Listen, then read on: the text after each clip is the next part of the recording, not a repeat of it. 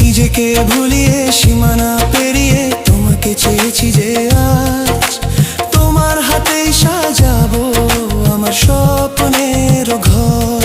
আমি তোমার প্রেমে পড়ে দুনিয়া ভুলে গেছি।